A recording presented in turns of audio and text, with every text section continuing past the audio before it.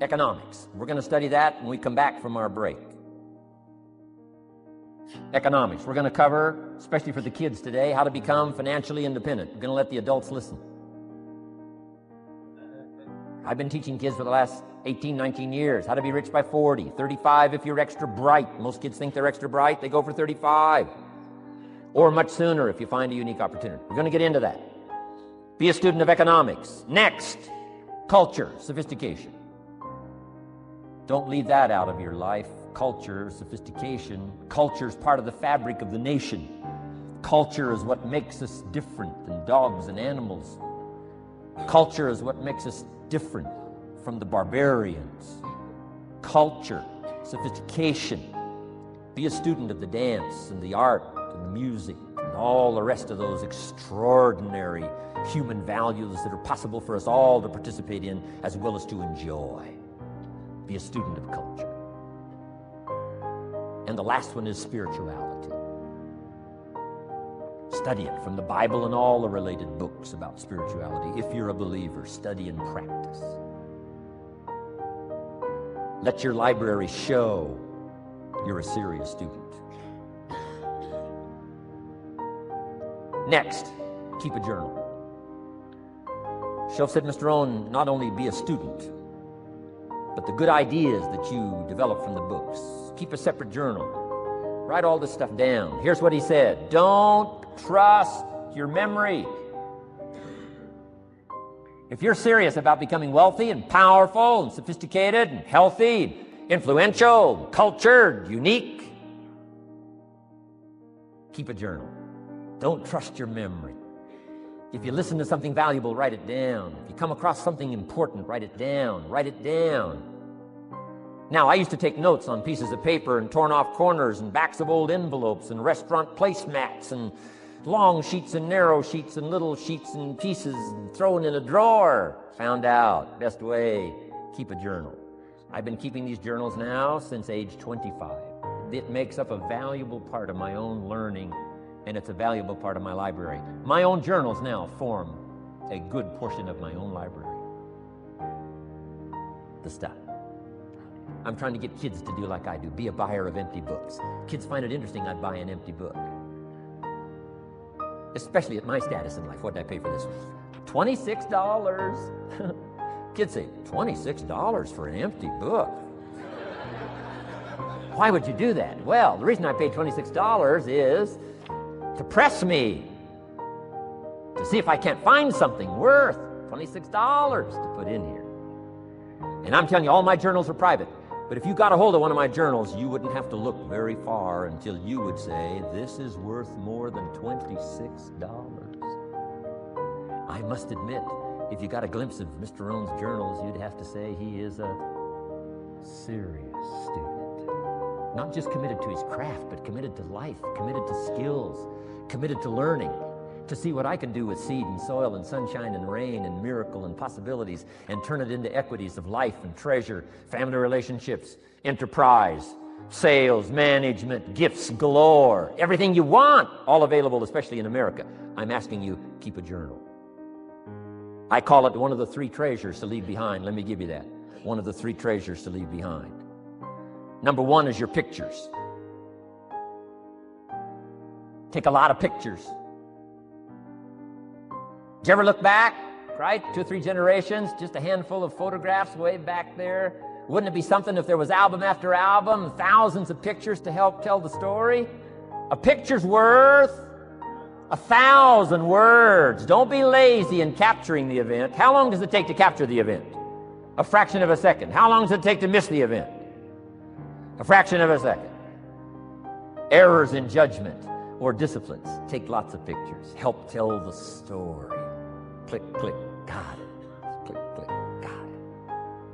Keep. I go to Taiwan to lecture. Taipei, Taiwan. Grand Hotel. Neat place to do a weekend seminar. I got 1,000 students. Guess how many cameras? 1,000 cameras. They all bring their cameras. They wouldn't miss the event, take pictures. Takes me more time to take pictures than it does to do the lectures. Here's my new American friend. Here's my new American friend. Click, click, save it. Got it. 1,000 words, each one. What a scenario. Don't miss the pictures. When you're gone, one of the things to leave behind, the treasure in picture as well as in words. Next, your library. The library that you gathered, that taught you, that instructed you, that helped you to defend your ideals, that helped you to develop a philosophy, that helped you to become wealthy and powerful and healthy and sophisticated and unique. The library that helped you conquer some disease, the library that helped you to conquer poverty, the library that caused you to walk away from the ghetto, the library, the books that instructed you, fed your mind and fed your soul. Leave your library behind. One of the greatest gifts you can leave behind is your library. Stepping stones out of the darkness into the light. Your library. So leave your books behind. Your books will be more valuable than your couch. Your books, your books, your books. And third is your journals. The ideas that you picked up. The notes you took at seminars like this. Wherever you found an occasion to gather something valuable and put it in here so you could go back over it and go back over it. Repetition is the mother of skill. Read it one more time. Learn it one more time. See if you can digest it one more time. Let it coach you one more time. Let it teach you one more time. Let it inspire you one more time. Words are inspirational. The lyrics of a song. And not just read it once. That's why we put our stuff on cassettes so you can go through it again and again and again. If you hear a beautiful song that does something to you, you don't say, well, that's enough. Don't need to hear that again. No. Wouldn't you want to hear it again, hear it again, hear it again? Let it instruct you. Let it feed you. Let it teach you. Take you on wings of emotional journeys. Wouldn't you want to do that again? The answer is yes. That's what's so important. And here's what's important, one of the things to leave behind, that's your journals. All the stuff you took the meticulous time to gather. One of the greatest proofs that you're a serious student. Taking pictures, that's pretty easy. Buying a book at a bookstore, that's pretty easy. Here's one that's a little more challenging. Be student enough of your own life and your own future and your own destiny. Be student enough to take the time to keep the notes and keep the journal. You'll be so glad you did. What a treasure to leave behind when you go. Your journals. Wow. I wouldn't be without mine now. I'm in Carmel, California, one of my favorite places. It's where I wrote my first book called Seasons of Life. I went to this little church one Sunday morning. First time I'd been there. A little small church, I don't know, 150 people. Classic sermon that morning. Classic sermon. One of the best I've ever heard in all of my life. I happened to be there. And I had my journal. While this sermon is going on, I can't believe it was so precise, it was so unique, it was so powerful. And I've got my journal, and I'm taking notes. Taking notes of this classic sermon. Guess how many other people were taking notes? Approximately, guess. How many do you suppose? It looked like, best as I could tell, I'm the only one taking notes of this classic sermon.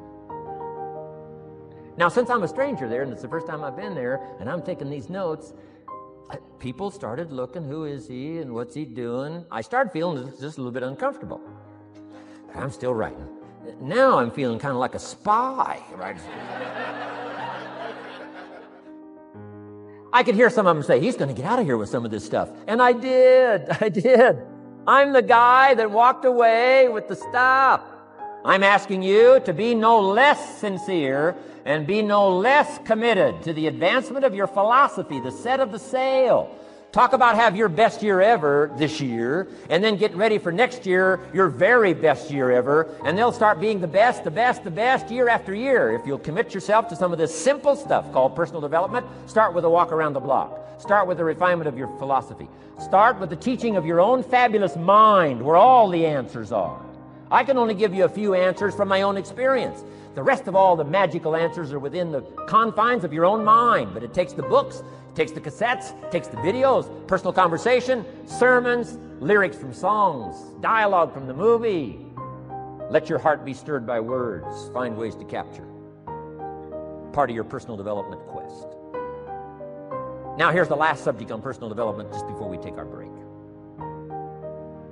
Isn't this good stuff? I'm telling you, this stuff changed my life. Turned me every way but loose. I've never been the same since the teacher gave me some of this simple instruction. How to go from where you are to where you want to go. How to go from what you are to what you want to become. How to go from pennies to treasure. How to go from nothing to fortune. It's all within the confines of this stuff that I've been trying to share with you. Laboring best I can. Words are clumsy when you try in your experience. But I'm doing my best today, and I'm excited about it. Appreciate you taking all these good notes. And good students today. I appreciate that.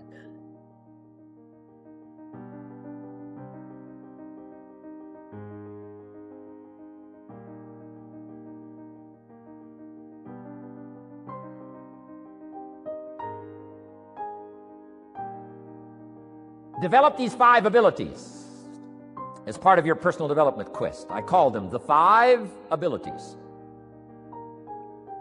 Here's the first one. Develop the ability to absorb. The ability to soak it up like you're doing today. Be like a sponge. Don't miss anything. And not just the words. It's true, don't miss the words, but don't miss the atmosphere. Don't miss the color. Don't miss the scenario. Don't miss what's going on. Most people are just trying to get through the day. Here's what I want you to be committed to do. Learn to get from the day. Don't just get through it, get from it. Learn from it. Let the day teach you. Join the University of Life. What a difference that'll make in your future. Commit yourself to learning. Commit yourself to absorbing. Be like a sponge. Get it. Don't miss it. I've got a personal friend of mine who's so gifted in this area. I think he has soaked up and remembers everything that's ever happened to him. He can tell you as a teenager where he was and what he did and what he said and what she said and how they felt and the color of the sky and what was going on that day. And the reason is because he gets it. He gets it. He gets it. I'm telling you, it's more exciting to have him go to Acapulco, come back and tell you about it, than it is to go yourself. He's unbelievable.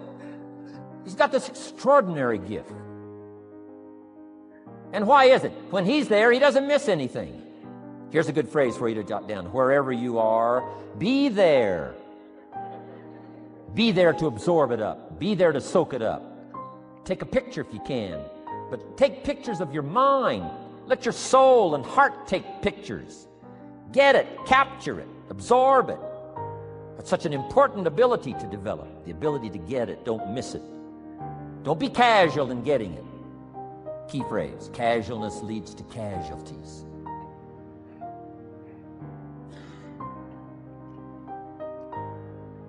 Second, learn to respond. The ability to respond means let life touch you. Don't let it kill you, but let it touch you. Let sad things make you sad. Let happy things make you happy. I'm telling you, give in to the emotion. Let the emotion strike you, not just the words, not just the image. Let the feeling strike you. Let the emotion strike you. Here's what's important. Our emotions need to be as educated as our intellect. Our emotions need to be educated as well as our intellect. It's important to know how to feel. It's important to know how to respond. It's important to let life in. Let it touch you.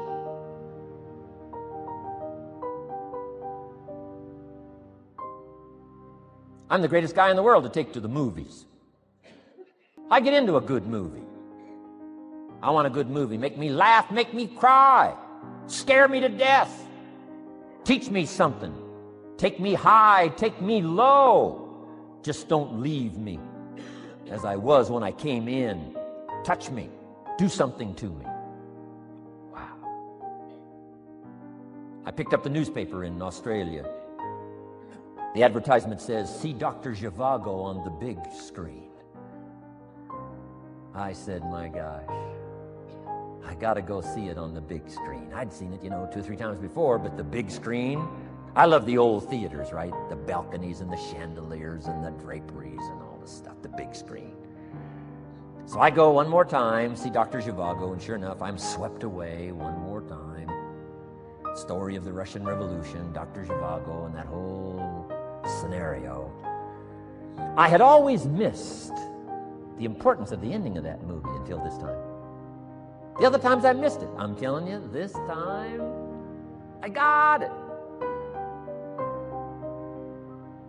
Comrade General said, Tanya, how did you come to be lost? After he'd found her, right? Said, how did you come to be lost? And she said, well, I was just lost. He said, no, how did you come to be lost? She said, well, we were, the city was on fire when we were running to escape, and I was lost. He said, no, how did you come to be lost? And that's what she didn't want to say.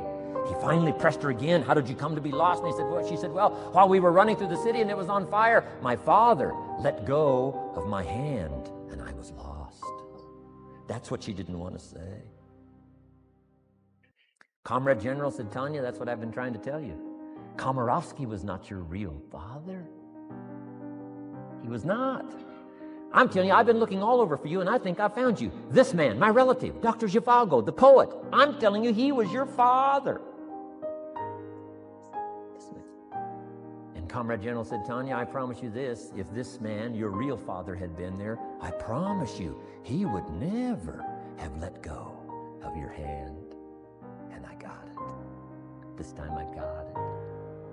The other times I'm eating popcorn waiting for the movie to finish. This time I got it. I got it. I'm asking you to get it. Absorb and respond. Maybe you heard the story about the evangelist here in Texas way back in the horse and buggy days. Used to put up his tent in, these various Texas towns and hold tent revivals.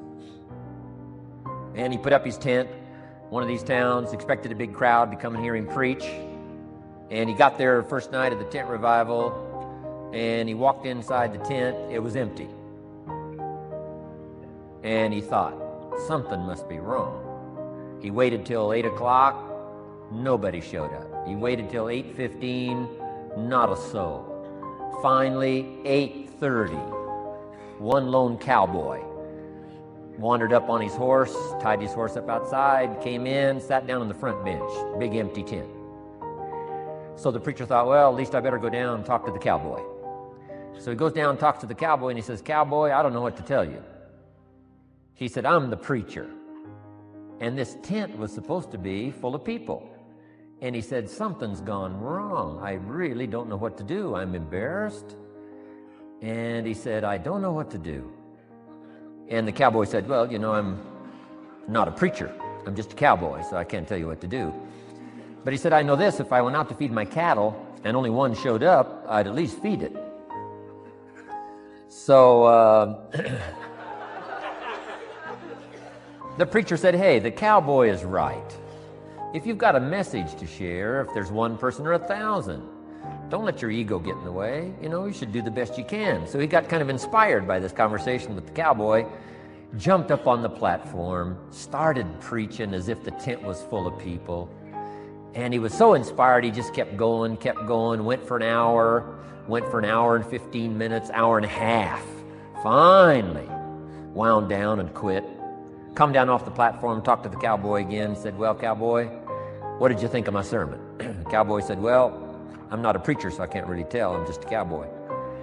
But he said, I know this. If I went out to feed my cattle and only one showed up, I'd feed it, but I wouldn't dump the whole load on it.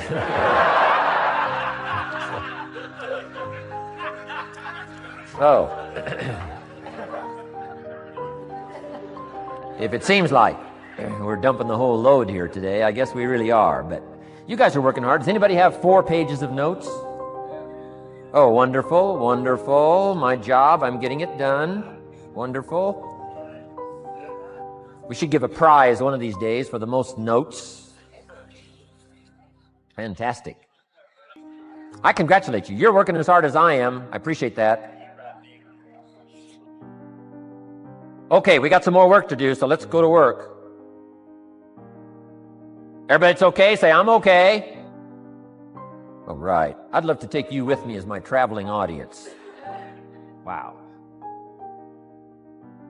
We've covered the first 2 abilities in the personal development quest. One is the ability to absorb, don't miss anything, pay attention. Good watchword for the 90s, pay attention. Things are moving so fast these days, you got to pay attention, pick it up, soak up the colors, soak up the sounds, soak up what's going on. Second, respond, let life touch you. Let the emotions affect you as well as the sights. Now here's the third ability, develop the ability to reflect. Reflect means go back over, study it again. Go back over these notes that you're taking today. Go back through the cassettes one more time. Read the text one more time.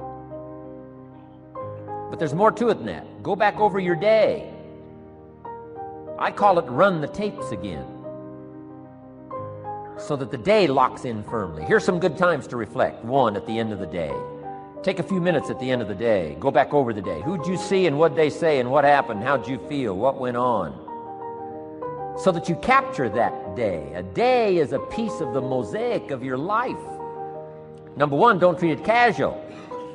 Number two, get from the day. And then number three, go back over the day so that it locks in that experience, the knowledge, the sights, the sounds, the panorama, the color, motion, picture of the day. Just lock it in so that it will serve you for the future, having that day, not missing it. Next, take a few hours at the end of the week, called time to reflect. Go back over your day timer, go back over your calendar, go back over your appointment book. Where did you go and who did you see and how did it feel and what went on? Capture that week. A week is a pretty good chunk of time. Next, take half a day at the end of the month, called time to reflect. And do the same thing again. Go back over what you read, go back over what you heard, go back over what you saw. Go back over the feelings to capture it so that it serves you. Next, take a weekend at the end of the year to establish this year now firmly in your consciousness, firmly in your experience bank, so that you've got it, so that it never disappears. Good ability to acquire, the ability to reflect. Go back over. Remember. Remember. Remember. It's so valuable to be able to remember the thought, remember the idea, remember the experience, remember the occasion, remember the day, remember the weather, remember the emotion, remember the complexity, remember the highs, remember the lows. So valuable at the end of the day. Lock that day in. Lock the month in. Lock the week in. Lock the year in.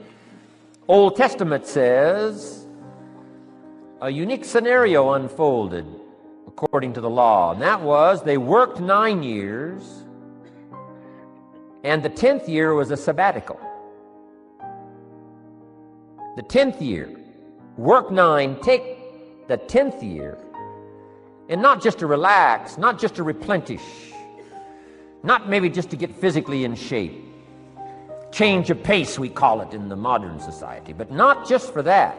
I'm sure that in ancient days, that sabbatical was to go over the last 9 years, what went right and what went wrong, and what worked well and what didn't work well.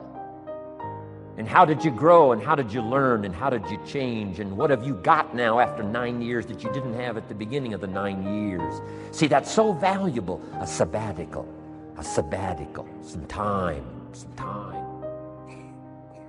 There's also something to be said for solitude when you reflect. Sometimes you can reflect with somebody. Husband and wife reflect on the past year, right? Parents reflect with their children on the past year. How did we do it, and how didn't we do it, and how could we improve?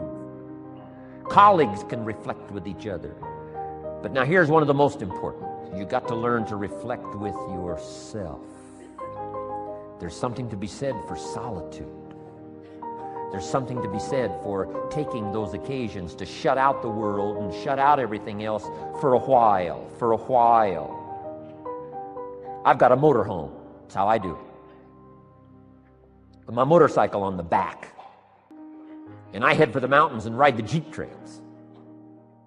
where there's very few human beings on the jeep trails or out in the desert somewhere. It's called my time to get away. When you live a very public life, you treasure solitude. A chance to reflect, go back over my life, go back over my skills, go back over my experiences. Alone. There are some things you need to do alone. Ponder, think, wonder, read, study, absorb, soak in. See if you can't become better this year than you were last year, better the next 9 than you were the first 9. Solitude.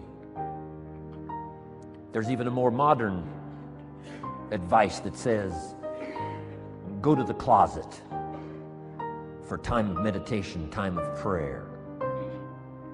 Go to the closet. Closet meaning what? Away. And there's even a graphic description of the away. It said, enter into your closet and what? Got some students here, I'm sure. What? Close the door. For what? Just to shut out everything. Life is experience, and touching and seeing and looking and doing and acting and disciplines and all the stuff. But sometimes, this is where this reflecting is so important, to shut the door. Just shut the door and wonder. Prayer, contemplation, thinking, and let things move in to your consciousness and awareness that no other way can it be done. Right? Flying down the freeway, I'm telling you, it's difficult to get through. So many things to do, it's difficult to get through. But times of solitude, times to reflect. So this is so valuable, learn to reflect. Now here's why it's important to reflect. To make the past more valuable to serve you for the future. Here's what's really powerful, learning to gather up the past and invest it in the future. Gather up today and invest it in tomorrow. Gather up this week and invest it in the next week. Gather up this year and invest it in the next year. See, that's so powerful, rather than just hanging on one more year, hanging in there, seeing what's going to happen. Learn, study. This is part of the personal development quest, becoming better than you are, more valuable than you are, not just in terms of economics, in terms of motherhood, in terms of fatherhood, in terms of being a better brother, a better colleague, making a better contribution to the family, to society, to the community, to the church, to the office, to the commitment, to the partnership. Doesn't matter what it is that has value. Work on yourself, then you bring more value to the partnership, to the marriage, to the franchise, to the corporation, to the enterprise, to the community, to the nation. Self-development, personal development. The best contribution you can make to someone else is self-development, not self-sacrifice.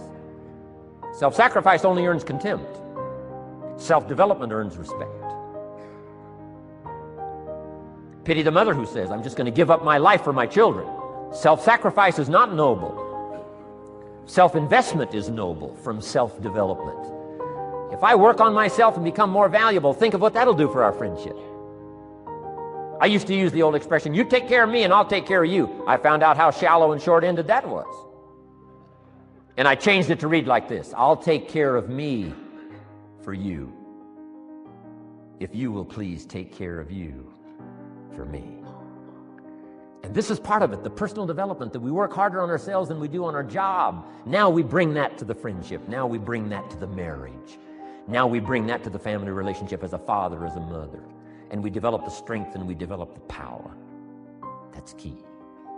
And it takes, I think, this scenario of disciplines, these abilities, to acquire those gifts and those skills, that value, so that we bring more.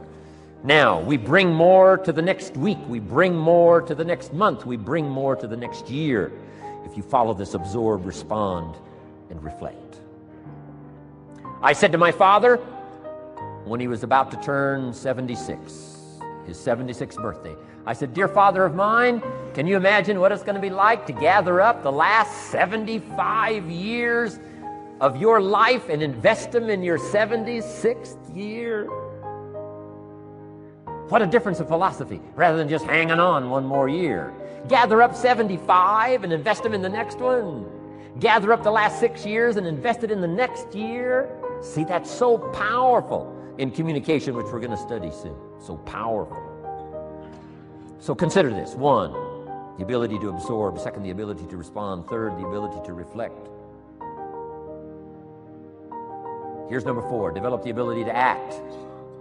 Take action.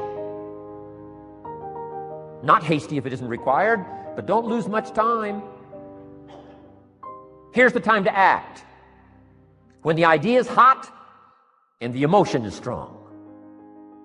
That's the time to act. You say, Mr. Rohn, I'd like to have a library like yours. See, if you feel strong about that, what you got to do is get the first book and then get the second book. Before the feeling passes and before the idea gets dim, action pronto, action immediate, action as soon as possible. Because if you don't, here's what happens. We call it the law of diminishing intent. We intend to when the idea strikes us. We intend to when the emotion is high. But now if you don't translate that into action fairly soon, now the intent starts to diminish. And a month from now it's cold. A year from now, can't be found. So act. Set up a discipline when the emotions are high and the idea is strong and clear and powerful. That's the time to set up the discipline. Somebody talks about good health and you're stirred. Say, right, I need to get a book on nutrition. Get the book before the idea passes and before the emotion gets cold. Go for the book. Start the library. Start the process. Fall on the floor. Do some push-ups. Action. Got to take action. Otherwise, the wisdom is wasted. Otherwise, the emotion soon passes. Unless you put it into a disciplined activity. Capture it. Disciplines is called how to capture the emotion and how to capture the wisdom and translate it into equity. Disciplines.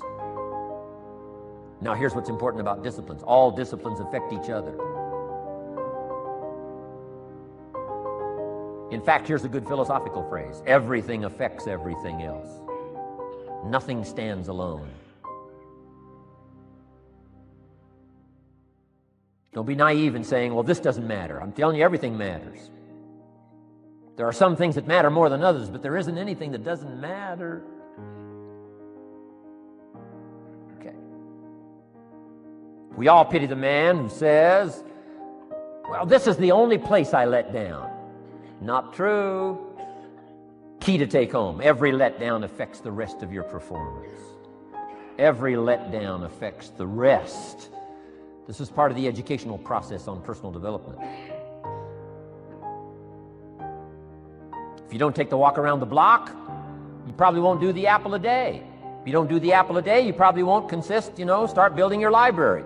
If you don't build your library, you probably won't keep a journal, and you won't take pictures, and then you won't do this, you won't do wise things with your money, won't do wise things with your time, won't do wise things with your possibilities and relationships, and the first thing you know, 6 years of that accumulated, and we say you have messed up. So the whole key to reversing that process now is to start picking up these disciplines. Now here's the positive side. Every new discipline affects the rest of your disciplines. Every new one affects the rest. That's why action is so important. The least action, the smallest action. Take it. Because when you start accomplishing and the value starts to return from that one action, it'll inspire you to do the next one and the next one and the next one. You start walking around the block, it'll inspire you to get an apple. Get an apple, it'll inspire you to get a book. Get a book, it'll inspire you to get a journal. Get a journal, it'll inspire you to grow, develop some skills. All disciplines affect each other. Every lack affects the rest. Every new affects the rest. The key is to diminish the lack and set up the new. And you've started a whole new life process. Key. Also, one more thought on discipline. Here's the greatest value of discipline. Self-worth. Self-esteem. People are teaching self-esteem these days, but they don't connect it to disciplines. The least lack of discipline, and it starts to erode our psyche. One of the greatest temptations is to just ease up a little bit, right? The slightest lack of doing your best starts to erode the psyche. Instead of doing your best, doing just a little less than your best. Sure enough, you say, well, it's just going to affect my sales. No, it's going to affect your consciousness. It's going to affect your philosophy. Now you've begun in the slightest way to affect your own philosophy. Here's the problem with the least neglect.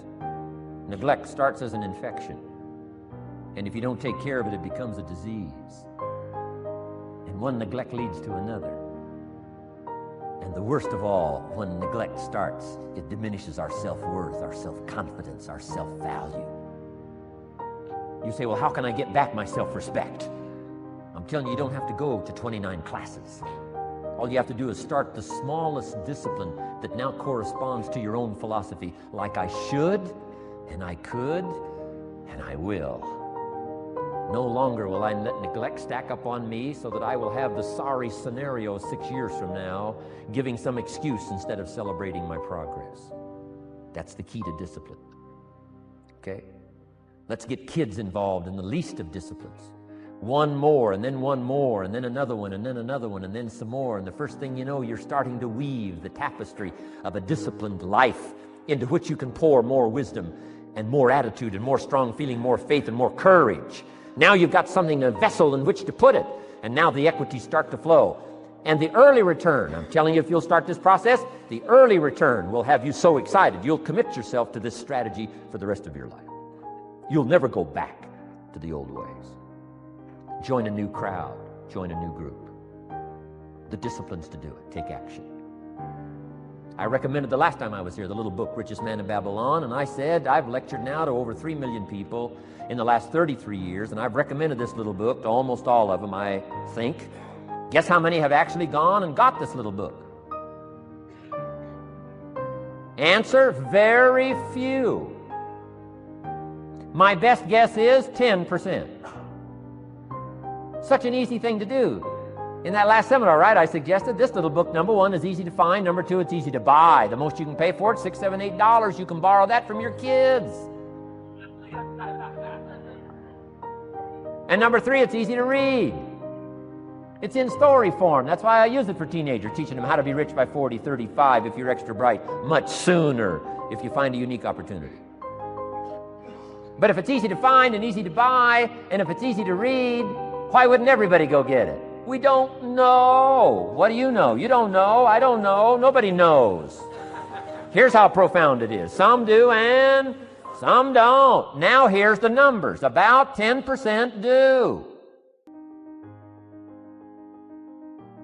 90% don't or won't.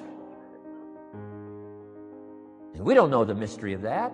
And I'm telling you, 10 years from now, those numbers will still be the same. 10% will, 90% won't. The numbers don't change. Only the faces change. You're looking at one of the faces. I used to belong to the 90% who couldn't be bothered even if it was easy. Guess how many people have a library card? Wisdom of the world available. Transform your life in any value amount you want. By the way, how much is a library card in Texas? Free. Here's what free is. Easy. I mean, it can't be any easier than free. Somebody says, well, would you bring it by? Well, no. At least you got to go get it. No.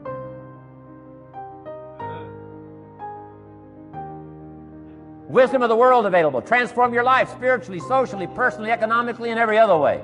Teach you how to be rich and powerful and sophisticated and healthy, influential. How many people have a library card? Answer, 3%. 95, 97% couldn't be bothered.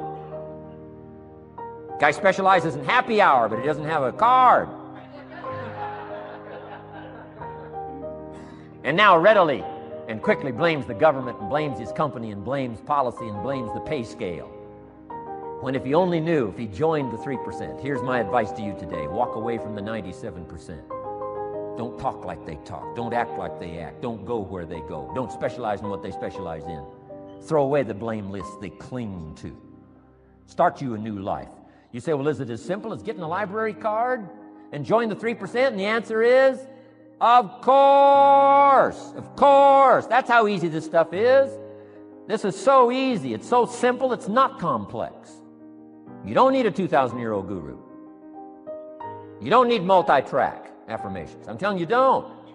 Affirmation without discipline is the beginning of delusion. Key. Don't let somebody sweep you into some contrary way to nature itself says, unless you labor. The miracle of the seed and the soil and the seasons and God and all the other stuff that's available, sunshine and rain, that's not available to you by affirmation. It is only available to you by labor. So labor well. Okay. learn well, discipline yourself well, and you can have all the treasures you want. This stuff's easy and simple. It's not ocean waves and seagulls. You don't have to move to Sedona, where all the force fields come together in Arizona.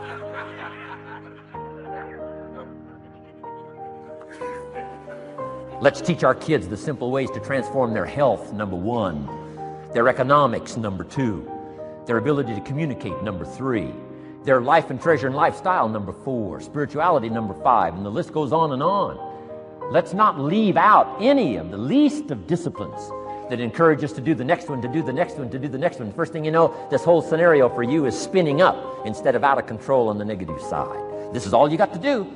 It's as simple as this. It's as simple as a start, committing yourself to life change. And once you start down this road, I promise you, you'll join the 10% and the 3%. We're going to talk financial independence in just a little while. Guess how many people can retire from the income of their own personal resources when it comes time to retire? Answer, 5%. In the most independent country in the world, 95% are dependent, 5% are independent. Take charge of your own retirement. I'm telling you, if you take charge of your own retirement through personal development and all these skills we've taught today, plus what's coming up, financial independence, I'm telling you, take charge of your own retirement, you can multiply it at least by 5, maybe by 10, maybe by 20, maybe by 100. Let the government take care of it, some company take care of it, you got to divide by 5. Take charge of your own life, take charge of your own day, take charge of your own conversation, take charge of your own family, take charge of your own possibilities. And learn these skills, develop this kind of strategy, and I'm telling you, life will open up for you. Join the 3%, join the 10%, join the 5%, walk away from the 95%. In our Leadership Weekend we teach, find out what poor people read and don't read it.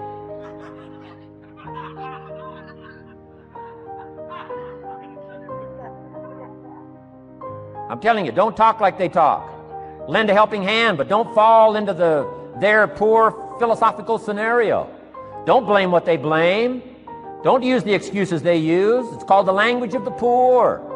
Switch gears, switch language, switch ideas, switch strategy. Start with the simplest of disciplines. And don't bemean any of these disciplines. The smallest of disciplines starts the process of life change. And if you'll invest in this thing called discipline, you can have whatever you wish. It's called the beginning of a miracle. Now here's the last clue on discipline. Do the best you can. We covered earlier, but here's a good scenario for the do the best you can. I've got a good question for you. Is the best you can do all you can do? And the answer is no. Strangely enough. If we all fell on the floor right now and did as many push-ups as we possibly could, and let's say for some reason you haven't been into push-ups lately, I can't imagine why, but let's say the best you can do is 5.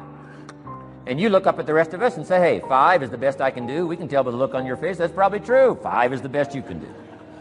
Now, is 5 all you can do? The answer is no. If you rest a little, you can do 5 more. Wow. And if you rest a little, you can do 5 more. And if you rest a little, you can do 15 more. How did we get from 5 to 15? It's a miracle.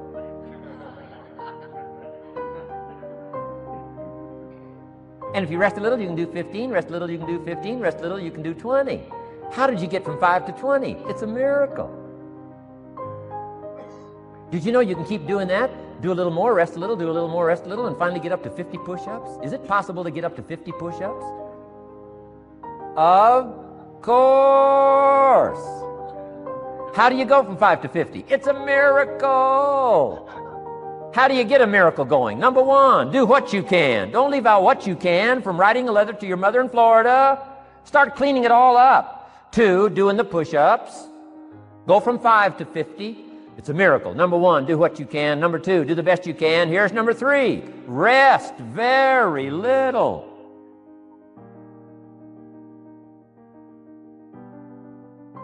Don't rest too long. Why? The weeds take the garden.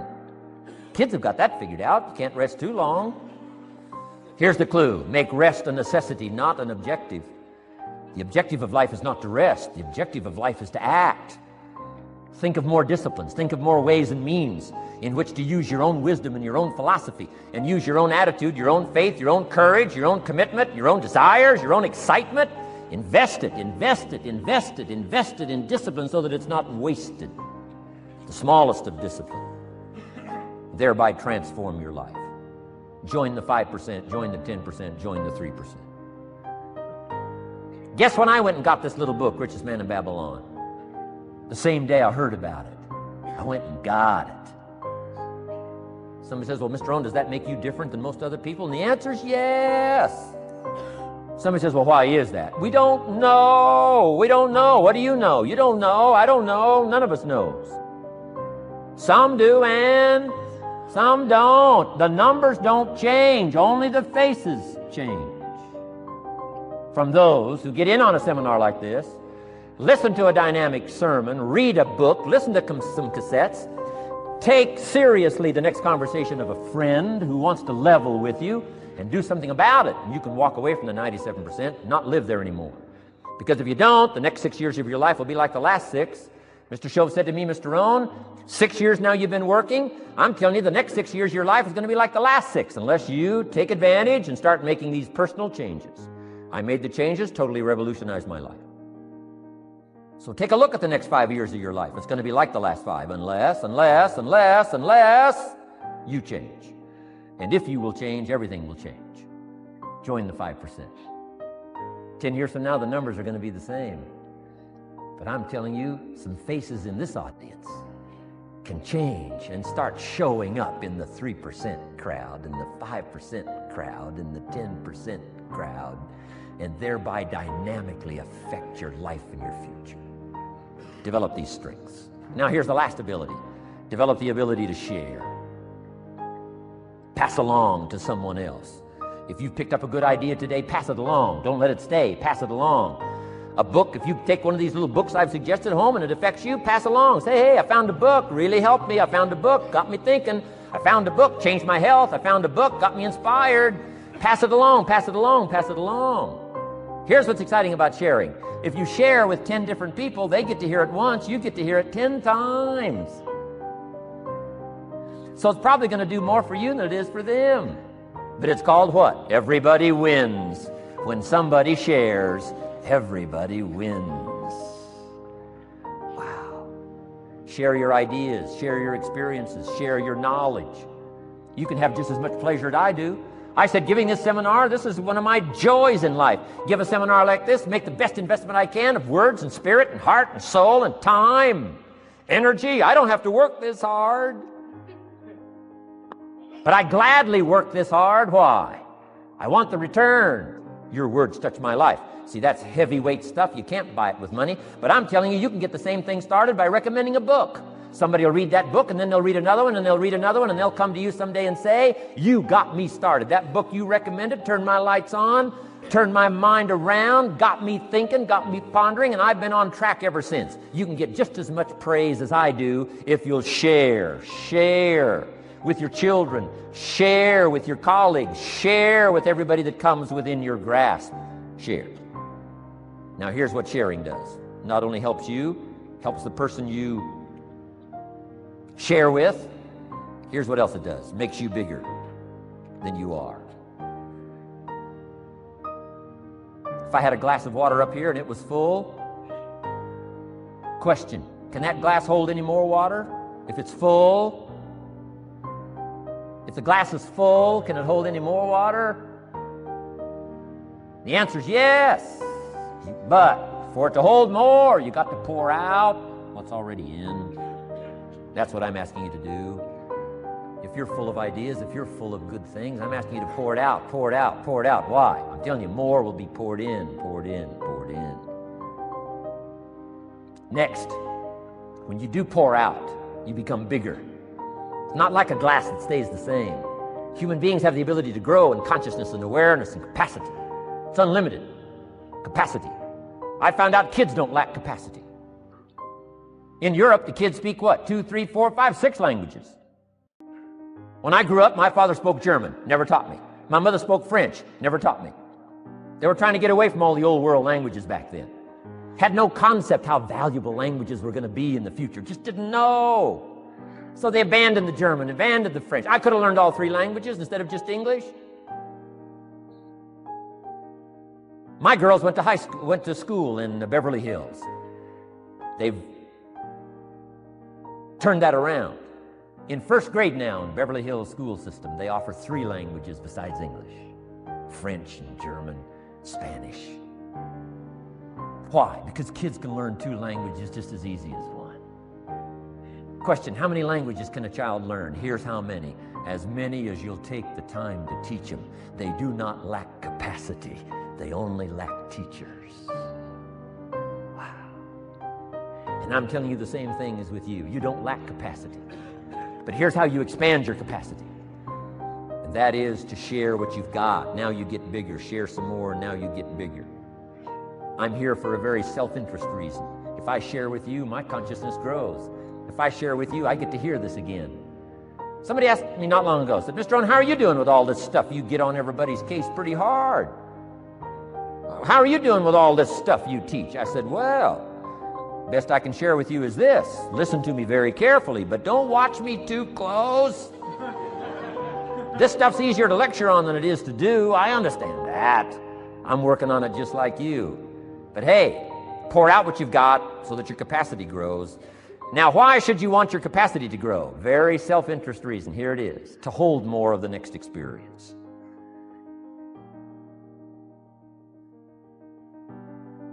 You mean to tell me that sitting in this audience, some people will get more out of it than others? And the answer is yes. If you haven't been into expanding your own capacity lately, you might not get much from this seminar. But if you've been into expanding your capacity, and you've been sharing, and you've been doing all this stuff, I'm telling you, no telling what all this could mean to you today, this chance to grow, change, develop, absorb, take in. I'm asking you to expand and grow so you can hold more of the next experience. Some people can't be very happy. You could pour happiness out on the whole world. Some people can't be very happy. Why? They're not big enough. If you're small, you don't get much. Small in comprehension, small in the ability to think and wonder, small in appreciation, no matter how much is poured out. Prosperity can be poured out on the whole country. Some people don't get much. Why? They're too small in their thinking, too small in their ability to share, have not expanded to their full capacity. Don't be like that. Now, some people aren't going to get much because they've got their cup turned upside down. You couldn't put anything in. Learn to share. It's a glorious, glorious experience. Okay, enough on personal development.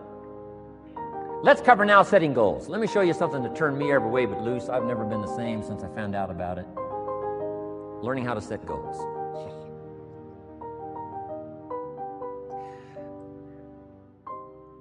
Not long after I met Mr. Schoaf, we're having breakfast one morning. Mr. Schoaf said, Mr. Rohn, now that we've gotten acquainted, we know each other fairly well, he said, maybe one of the best ways I can help you, he said, let me see your current list of goals. Let's go over them and talk about it. And I said, what? I don't have a list. He said, well, Mr. Rohn, if you don't have a list of your goals, he said, I can guess your bank balance within a few $100s. Which he did. And that got my attention. I said, you mean my bank balance would change if I had a list of goals? He said, drastically. So that day I became a student of setting goals. And I've used it to dynamically affect my life. I've taught it to some of my business colleagues. We use it to do business around the world. Setting goals. It can turn out to be a drama for your life. Here's what goals are. Your vision of the future. Your vision of the future. Now, there's 2 ways to face the future. 1, with apprehension. Number 2, with anticipation. Guess how most people face the future? With apprehension. Why? Major reason why. They don't have it well designed. They've left the design of their future to somebody else. And if you don't make plans of your own, guess what? You'll probably fall into someone else's plans. Guess what someone else may have planned for you? Not much. You got to make a list of this not much stuff. I'm telling you, people all their lives count on this not much list. If all of your negative relatives all turn positive, what'll that do for your future? Not much. If prices come down a little, what'll that do for your future? Not much. If the economy gets a little better, what'll that do for your future? Not much. If circumstances get a little better, what'll that do? Not much. If the weather gets a little better over the next few years, that'll do. Not much. I mean, you could go right down this whole scenario list. Most people all their lives, with their fingers crossed, count on this not much list. That's why 10 years from now, they'll be driving what they don't want to drive, living where they don't want to live, wearing what they don't want to wear, doing what they don't want to do, having what they don't want to have, maybe become what they didn't want to become. And it all starts by counting on something that's not going to count much. You say, well, then how can my life dramatically change? You got to count on yourself. And here's one of the things you got to count on: your ability to design the future. It's called the promise. And the promise of the future, if you'll design it well, can have an awesome effect on your life. But if you face the future with apprehension, you'll take hesitant steps all day, uncertain steps all day. And if you take uncertain steps all day for 6 years, you can imagine how empty your life can be. We got to help our kids with the promise of the future. Now here's what's connected to the promise: the price. The price to pay. But I'm telling you, the price is easy if the promise is clear. One of the better notes to make for today. The price is easy if the promise is clear and powerful. But the price seems almost too much to pay, too much to get over, too much to accomplish if the promise isn't clear, if the promise isn't powerful. I'm telling you, kids will pay the disciplines if they can see the promise. One of our biggest challenges as parents in the 90s is to help our kids see the promise of the future. That's why I'm teaching financial independence, how to become wealthy and powerful and sophisticated and healthy and unique. All of the stuff kids would hope to go for. It's all possible. This is America. That's the promise of the future. The price, a few simple disciplines practiced every day. And I'm telling you, the kids will pay the price of the simple disciplines if they can see the promise of the future. But if they can't see, they don't want to pay. And the same is true of all of us. We will pay the most extraordinary disciplines if we can see the promise of the future, called setting goals. So I'm asking you to get a handle on the future. I'm asking you not to leave it to anyone else. Don't leave it to the company. Company's got their own goals. I'm asking you to set your own goals, your personal goals. Income goals and financial goals and health goals and spiritual goals, and where do you want to go and what do you want to do and what do you want to see and what do you want to be. That's it. Promise of the future. Design your own future. It's within your hands and your capacity to do so. Here's how simple now goal setting is. It's not mysterious. You don't have to anchor, you don't have to focus, you don't have to visualize, none of that stuff. Here's how simple goal setting is. Changed my life. Decide what you want and write it down. I mean, that's how profound this stuff is. Decide what you want and write it down. Make a list. Where do you want to go? What do you want to do? What do you want to see? What do you want to be? What do you want to have? What do you want to share? What projects would you like to support? What would you like to be known for? What skills would you like to learn? Some extraordinary things you'd like to do, ordinary things you'd like to do, right? Silly little things you'd like to do, very important things you'd like to do. Decide on all that stuff and write it down, write it down, write it down. That's how simple this stuff is. And it's your own private list. If it's really private, on your list, put some stuff in code where nobody can understand it if this list fell into unfriendly hands. Okay. And simple things, whatever. Foolish things, doesn't matter. It's your list. I had a little revenge on my first list. Budget finance, who used to harass me. I got 2 or 3 payments behind. This one guy called incessantly. Said, we're going to come get your car, drag it rear end up down the street in front of your neighbors. Put me down something fierce. When I met Shof, got my life straightened out, one of the first things on one of my lists was budget finance. And when I finally got the money, I needed a little drama. in my life. Finally got the money to pay them off. I put it in small bills in a big briefcase. Walked into the budget finance office on Wilshire Boulevard in Los Angeles. The guy who harassed me so often, his desk was about 3 back. I opened the door, walked in, right up to his desk, stood right in front of him, never said a word. He said, "Well, what are you doing here?" Didn't say a word. I opened up this briefcase, dumped this pile of money all over his desk. I said, "Count it. It's all there. I'll never be back." Turned around, walked out, slammed the door. Now that might not be noble, but you got to try it at least one time. Pay off with a little drama.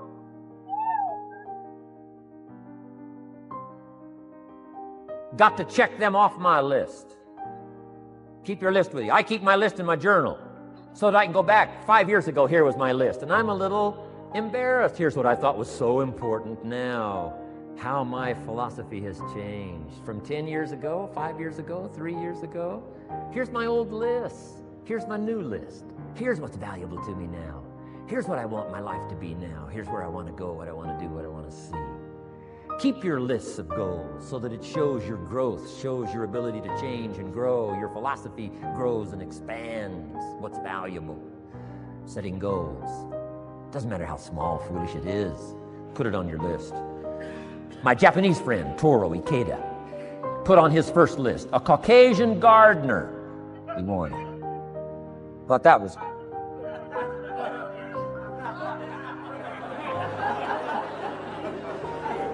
I like that. Have you got this profound thing now on setting goals? Here's how profound it is. Decide what you want and write it down. Get together with your wife, decide. Get together with your kids, decide. Get together with your business colleagues, decide. Write it down. Make a list. Okay, that's how easy it is.